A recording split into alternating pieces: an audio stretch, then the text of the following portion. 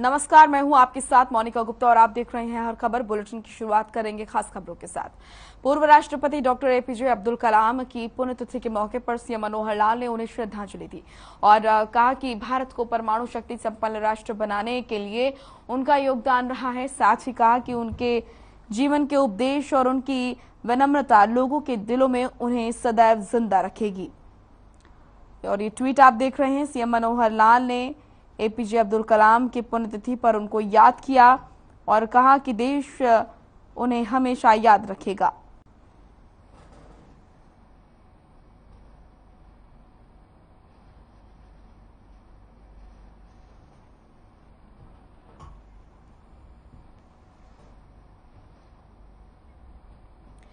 केंद्रीय reserve police बल के स्थापना दिवस के मौके पर सीएम मनोहर लाल ने बधाई दी और कहा कि देश की आंतरिक सुरक्षा में संपूर्ण भाव से समर्पित केंद्रीय रिजर्व पुलिस बल के स्थापना दिवस पर सभी को ढेर सारी बधाई। राष्ट्र की सुरक्षा, प्रगति और उन्नति में आपका योगदान अतुलनीय है। हमें आप पर गर्व है।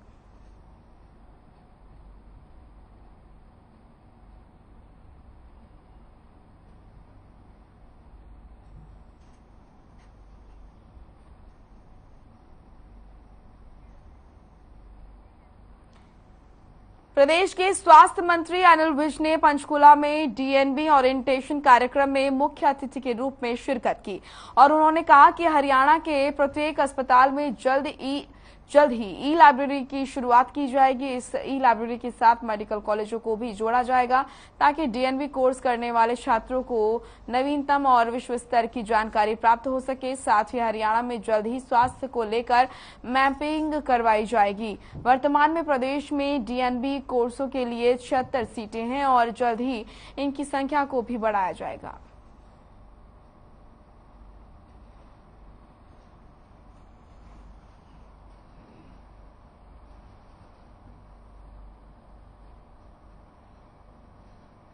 हमने अपने स्वास्थ्य विभाग में 1250 डॉक्टरों की भर्ती के लिए विज्ञापन निकाला था और लगभग 950 डॉक्टर्स को सिलेक्ट कर लिया है। और अभी तक जो प्रैक्टिस थी कि हम भर्ती डॉक्टर्स के ही करते थे और उसी में जो स्पेशलिस्ट आ जाते थे उन्हीं से ही हम अपना काम चलाते थे। लेकिन इन 950 में से शायद 150 ही स्पेशलिस्ट आए हैं,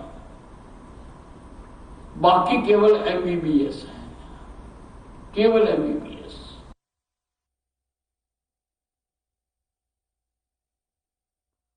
झज्जर से बड़ी खबर आ रही है जहां पर ठगी का मामला सामने आया है। इस वक्त की बड़ी और अहम जानकारी अब तक पहुंचा रहे हैं। झज्जर से है यह खबर। बैंक में बुजुर्ग से ठगी की गई। बैंक कर्मचारी बनकर ठगे 45,000 रुपए। धोखे से बुजुर्ग से ठगे 45,000। सीआईए टीम और पुलिस कर रही है जांच। बैंक की सीसीटीवी खंगाल रही है पुलिस। बड़ी खबर आपके सामने। झज्जर से बैंक में बुजुर्ग से ठगी का ये मामला। बैंक कर्मचारी बनकर ठगे 45,000 रुपए। धोखे से बुजुर्ग से ठगे 45,000 रुपए। सीआईए टीम और पुलिस कर रही है इस मामले की जांच। बैंक की सीसीटीवी खंगाल रही है पुलिस। तो ये बड़ी खबर झज्जर से, जहां पर बैंक में बुजुर्ग से ठगी का ये मामला। बैंक कर्मचारी बनकर ठगे 45,000 रुपए। फिलहाल पुलिस और सीआईए की टीम इस पूरे मामले की जांच कर रही है। सीसीटीवी फुटेज जो है वो खंगाले जा रहे हैं। आखिर कौन था वो शख्स जो बैंक कर्मचारी बनकर बुजुर्ग से पैसे ले गया।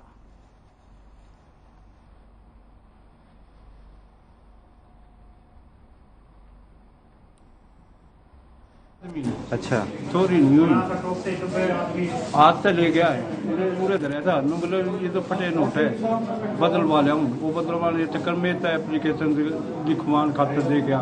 तो एप्लीकेशन दे दे भाई मैं जाऊँ के नाम करा बदलवान खातर। मैं बोलूँ मैं बदलवा मतलब ना तू लिख ले, मैं बदलवा लूँगा। मतलब बैग फिर के भी देखा वो जोर गया भी है। उसके कैशियर के पास मिला के बोल दिया कि ना बोले नो भगवान बात ये होगी, अपने अंकल जी पैसे निकलवाने आए थे, वो 45,000 रुपये निकलवा के बाहर आ रहे थे। यहाँ गार्ड है नहीं, बैंक के गेट पे एक बंदा बैठा था। उन्होंने पूछा आपके पास चेक बुक है? अंकल ने कहा नहीं है। तो बोले आप चेक बुक के लिए अप्लाई करो। अंकल को एक पेपर दे दिया।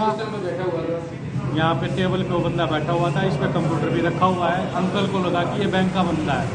मैंने तो साहब के बिल्कुल सामने कैबिन के सामने टेबल डली हुई, अंकल को पेपर और चेक बुक एप्लीकेशन लिखवाने के लिए दे दिया।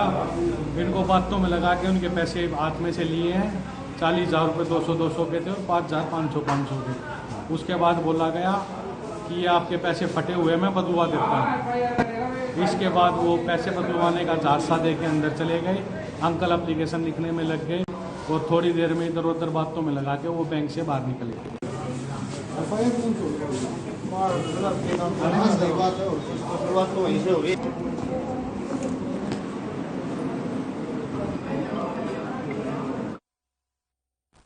सुमित झज्जर से हमारे सहयोगी जुड़ चुके हैं ज्यादा जानकारी के साथ। सुमित, इतने हौसले बुलंद हो गए हैं बदमाशों के और चोरों के बैंक में घुसकर बैंक कर्मचारी बनकर आप ठगी करते हैं, बिल्कुल भी डर नहीं रहा प्रशासन का?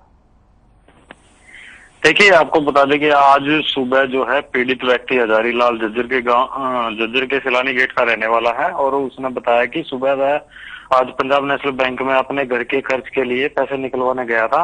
जब वह पैसे लेकर वापस आया तो बैंक के अंदर ही एक काउंटर बना हुआ है, उस पर एक व्यक्ति बैठा था जो मास्क पहना हुआ था और उसने कहा कि आपकी चेक बुक वगैरह बनी हुई है या नहीं बनी हुई है।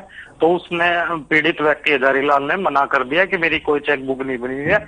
फिर उसने जो है 45,000 रुपए जो है हजारी लाल के 45,000 रुपए ले लिए और उस पैसों को देखने लगा तो उसने कहा कि इसमें से कुछ नोट जो है फटे हुए हैं, मैं इनको चेंज करा देता हूँ। हजारी लाल ने उसको कहा भी कि नहीं, मैं खुद करा लूंगा। वो बोले कि आपको काफी टाइम लगेगा, मैं बैंक का ही कर्मचारी हूँ और मैं अभी 5 मिनट में ही करा के दे दूंगा। फिलहाल उसने बैंक का कर्मचारी का हवाला देकर जो है उससे 45,000 रुपए ठग लिए और वो फॉर्म भरने के लिए, चेक बुक का फॉर्म भरने के लिए वो हजारी लाल उसमें व्यस्त हो गया और वो जो आरोपी है वो पैसे लेकर 45,000 रुपए लेकर फरार हो गया। तभी काफी टाइम बीत जाने के बाद वो व्यक्ति दिखाई ना देने पर बैंक में, तो हजारी लाल ने वहां पे बैंक प्रबंधक को शिकायत की। वहीं पर पुलिस को बुलाया गया। पुलिस जो है सीसीटीवी कैमरे भी खंगाल रही है, जिसमें कि काउंटर पे बैठा जो व्यक्ति है, बैंक प्रबंधक ने साफ तौर पर मना किया कि हमारा कोई व्यक्ति ऐसा नहीं है जो वहां पर बैठा। फिलहाल जो पीड़ित व्यक्ति हजारी लाल, उसने कहा है कि मीडिया के सामने जो यहाँ पर जो बैंक गार्ड होता है, सुरक्षा कर्मी, वो भी बैंक में मौजूद नहीं था। फिलहाल जो है झज्जर सीआईए और सिटी झज्जर थाना प्रभारी जो है सीसीटीवी कैमरे खंगाल रहे हैं और कैमरे में जो है बैंक काउंटर पर जो बैठा हुआ है ठगने वाला आरोपी, वो उसकी फुटेज जो है अभी अपने कब्जे में लेकर उसके आरोपी की तलाश में जुटी हुई है। फिलहाल जो है पीड़ित व्यक्ति ने कहा है कि मैं घर में कुछ जरूरी काम के लिए पैसे निकलवाए थे लेकिन मुझे ठगा गया। जी, पुलिस का क्या कहना है, कब तक जो ठग है उसको गिरफ्तार कर लिया जाएगा? देखिए, पुलिस ने जो है साफ तौर पर अभी इसको कुछ कहने से मना किया। फिलहाल जो है पुलिस की जो है व्यूज जो आए हुए हैं, उन्होंने कहा है कि फिलहाल अज्ञात व्यक्ति के खिलाफ जो है मामला दर्ज कर लिया और सीसी फुटेज के आधार पर ही जो है आरोपी की तलाश की जा रही है। बुजुर्ग का इस पूरे मामले को लेकर क्या कहना है? जिस तरह की कोशिशें प्रशासन की तरफ से की जा रही है, पुलिस की तरफ से की जा रही है, क्या संतुष्ट है बुजुर्ग जिनके साथ? देखिए, बुजुर्ग ने कहा है कि मैं किसी काम के लिए जो है, मेरे को घर में कोई अर्जेंट काम था, किसी के पैसे लेने थे, किसी के दूध के जो है बिल देना था और पानी का बिल देना था, बिजली का बिल देना था, उसके लिए पैसे निकलवाए थे, जो कि आज मैं ठगी का शिकार हो चुका हूँ। फिलहाल जो है पुलिस साइबर की मदद की मदद भी ले रही है और सीसीटीवी कैमरे भी खंगाल रही है, दाएं बाएं के भी कैमरे खंगाल रहे हैं। तो आरोपी को जल्द पकड़ने का भी आश्वासन जो है बुजुर्ग को मिला है। जी, ठीक, शुक्रिया आपका तमाम महत्वपूर्ण जानकारी देने के लिए।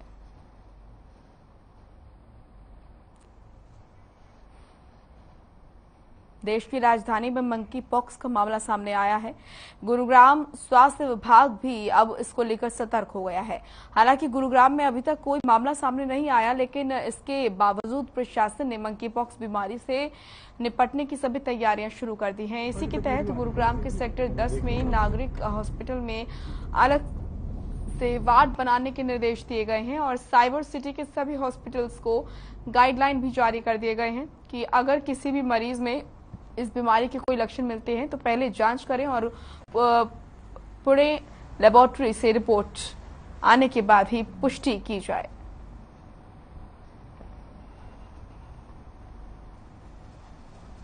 जैसा आपको मालूम है कि अभी तक कुल मिलाकर भारत में 4 मंकी पॉक्स के जो है वो केसेस पाए गए हैं और दिल्ली में भी एक मंकी पॉक्स का केस जो है वो पाया गया है। और इसी को देखते हुए न केवल हरियाणा सरकार ने दिशा निर्देश जारी किए हैं, बल्कि हमने भी दिशा निर्देश जारी किए हैं कि सभी प्राइवेट अस्पतालों में और सरकारी अस्पतालों में हमने मंकी पॉक्स से रिलेटेड जो गाइडलाइंस हैं वो हमने बता दी हैं और भेज दी गई हैं। और सेक्टर 10 में और सभी प्राइवेट हॉस्पिटल्स को कहा गया है इसके लिए या तो एक आइसोलेशन वार्ड बनाएं या एक रूम निर्धारित करें यदि ऐसा कोई केस आता है। तो बार बार तेज बुखार आना, मंकी पॉक्स वायरस के लक्षण क्या है ये आपको दे रहे हैं जानकारी। बार बार तेज बुखार आना इसका लक्षण है। पीठ और मांसपेशियों में दर्द हो तो जरूर चेक कराएं, ये भी एक लक्षण है मंकी पॉक्स का। शरीर पर चकते जैसे दाने होना, शरीर पर छोटे छोटे चकते जैसे दाने अगर होते हैं तो भी आप डॉक्टर के पास जरूर जाएं। और खुजली की समस्या होना भी इसका बड़ा लक्षण है। तो खुजली अगर आप महसूस करते हैं शरीर में तो जाएं। चेहरे और पैरों के तलवे पर दाने होने लगते हैं, तो अगर इस तरह के लक्षणों को अगर आप अपने शरीर में देखते हैं तो जरूर आप डॉक्टर से संपर्क करें। शरीर में सुस्ती आने लगती है, अगर मंकी पॉक्स के आप शिकार हो गए हैं तो आपके शरीर में सुस्ती आएगी, गला खराब हो सकता है, बार बार खांसी आएगी। ये तमाम जो लक्षण हैं ये बताते हैं कि आप मंकी पॉक्स वायरस के संपर्क में है। ठंड लगना, पैरों में सूजन हो जाना, शरीर में चकते जैसे दाने पड़ना चेहरे से होती है मंकी पॉक्स की शुरुआत। चेहरे पर खुजली और दाने होने लगते हैं और सूजन भी थोड़ी थोड़ी आने लगती है। संक्रमण आमतौर पर 14 से 21 दिन तक ही रहता है और काफी परेशानी जो है मरीज को रहती है। त्वचा, आंख, नाक और मुंह के माध्यम से शरीर में प्रवेश करता है ये मंकी पॉक्स वायरस। तो इस मंकी पॉक्स वायरस की जानकारी आपको दे रहे हैं, किस तरीके से क्या कुछ बचाव किया जा सकता है। जानवर के काटने से ये जो वायरस हो सकता है। हाथों को बार बार धोएं, बहुत जरूरी है। देखिए, साफ सफाई आप रखें, ये बहुत ज्यादा जरूरी है। और साथ ही साथ जिन व्यक्तियों के शरीर पर छाले हैं उनसे दूरी आप बनाकर रखें, क्योंकि ये बीमारी ऐसे हो सकती है। संक्रमित व्यक्ति के खाने पीने के बर्तन जो है वो अलग रखें। साफ सफाई का विशेष तौर पर ध्यान देने की जरूरत है और संक्रमित व्यक्ति के कपड़ों को इस्तेमाल ना करें और ना ही उसके कपड़ों को इस्तेमाल में लाएं। संक्रमित व्यक्ति या मंकी पॉक्स के लक्षण होने पर तुरंत ही डॉक्टर से संपर्क करें। तो ये बचाव, अगर मंकी पॉक्स हो जाता है तो उससे बचाव कैसे किया जाए, ये तमाम तरीके।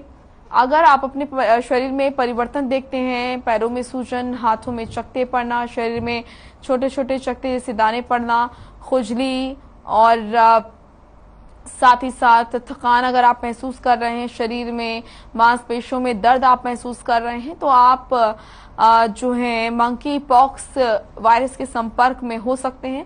इसलिए बहुत जरूरी है कि जल्द से जल्द डॉक्टर से संपर्क करें, जांच कराएं कि आखिर ये जो बदलाव शरीर में हुआ है इसके कारण क्या है। तो साफ सफाई का विशेष तौर पर ध्यान दें। मंकी पॉक्स से बचने का ये सबसे अच्छा तरीका है। कांग्रेस की अंतरिम अध्यक्ष सोनिया गांधी से ईडी नेशनल हेराल्ड केस को लेकर लगातार पूछताछ कर रही है। लगातार सवालों और जवाबों के जो सिलसिला है वो जारी है, जिसके विरोध में कांग्रेस सत्याग्रह कर रही है। दिल्ली, हरियाणा, राजस्थान समेत कई राज्यों में कांग्रेस सड़क पर उतर आई है और केंद्र सरकार पर जमकर निशाना साध रही है। कांग्रेस ने केंद्र सरकार पर सरकारी एजेंसियों के दुरुपयोग का आरोप लगाया। टीवी स्क्रीन पर नजर आ रही हैं ये 4 तस्वीरें हरियाणा के फरीदाबाद, सिरसा, अंबाला और राजस्थान के जयपुर से है, जहां कांग्रेस का प्रदर्शन देखने को मिला। सड़कों पर उतरे कांग्रेस नेता और कार्यकर्ता। तो सोनिया गांधी से ईडी के सवाल और सड़कों पर कांग्रेस का बवाल देखा जा रहा है। अलग अलग तस्वीरें आपको हम दिखा रहे हैं, फरीदाबाद से, सिरसा से, अंबाला से और राजस्थान के जयपुर से ये तस्वीर आप देख रहे हैं, जहां पर कांग्रेस का प्रदर्शन, कांग्रेस का सत्याग्रह। कांग्रेस नेताओं का कहना है कि ईडी और अन्य जांच एजेंसियों का दुरुपयोग किया जा रहा है, विपक्ष के बड़े नेताओं को निशाना बनाया जा रहा है, उन्हें डराने का प्रयास किया जा रहा है। और सोनिया गांधी से ईडी जो पूछताछ कर रही है, लगातार बुलाया जा रहा है पूछताछ के लिए, उसका विरोध करते हुए सत्याग्रह किया जा रहा है। और कांग्रेस नेताओं का कहना है कि जानबूझकर विपक्ष के नेताओं को परेशान करने की कोशिश की जा रही है।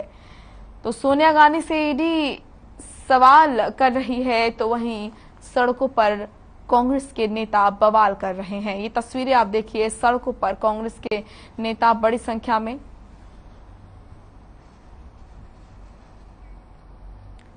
हरियाणा प्रदेश कांग्रेस कमेटी के वरिष्ठ प्रदेश प्रवक्ता और वरिष्ठ नेता बजरंग गर्ग ने केंद्र सरकार की नीतियों पर हमला करते हुए कहा कि केंद्र सरकार विपक्ष के नेताओं की आवाज दबाने के लिए संवैधानिक एजेंसियों सीबीआई और ईडी का दुरुपयोग कर रही है। उन्होंने कहा कि केंद्र सरकार को बेतहाशा महंगाई और बेरोजगारी को रोकने के लिए काम करना चाहिए। जहां एक तरफ सरकार लगातार टैक्स में बढ़ोतरी करके जनता पर पहले से कई गुना महंगाई का बोझ डाल रही है, वहीं दूसरी तरफ हरियाणा में उच्च शिक्षा प्राप्त करने वाले युवा नौकरी के लिए धक्के खा रहे हैं।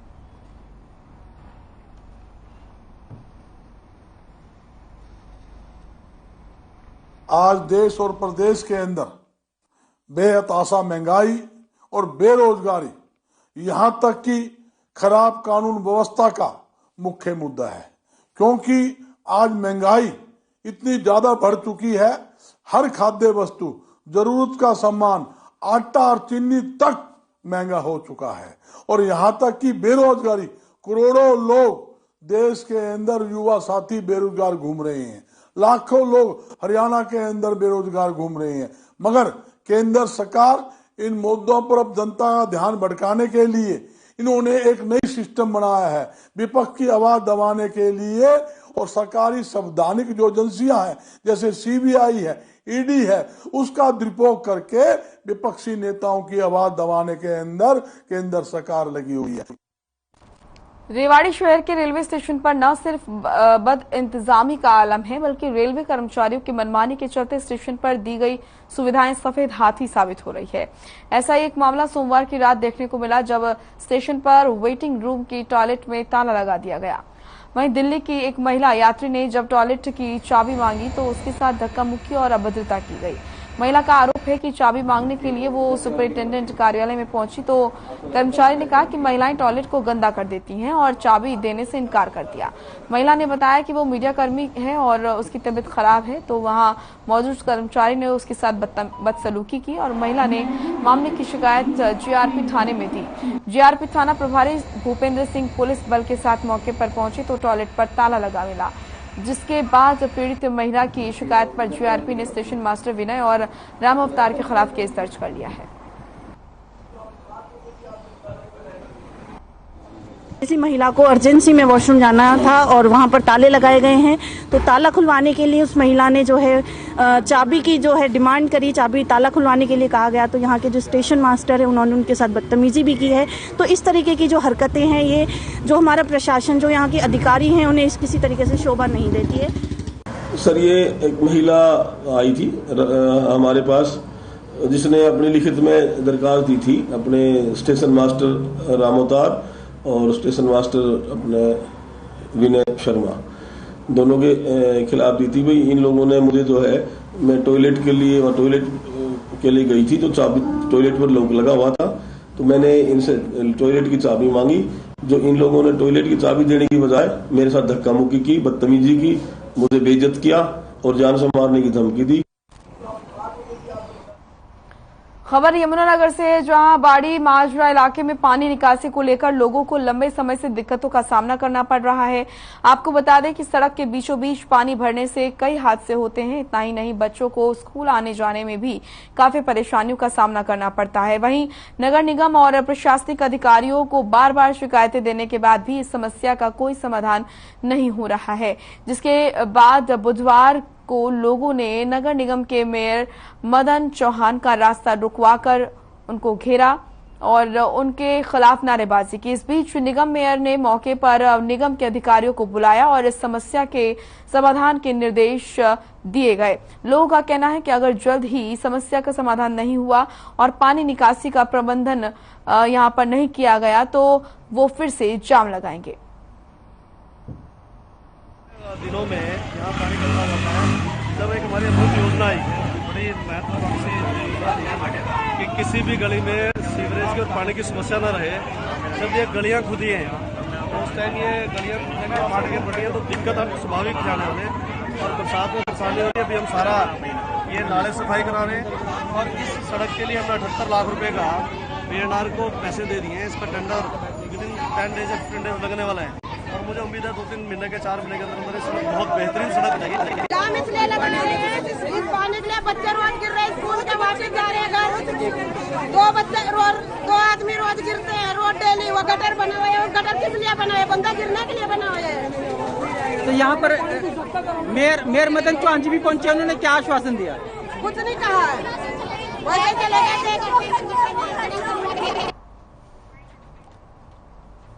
चलिए फिलहाल इस बुलेटिन में इतना ही। आप देखते रहिए हर खबर। नमस्कार।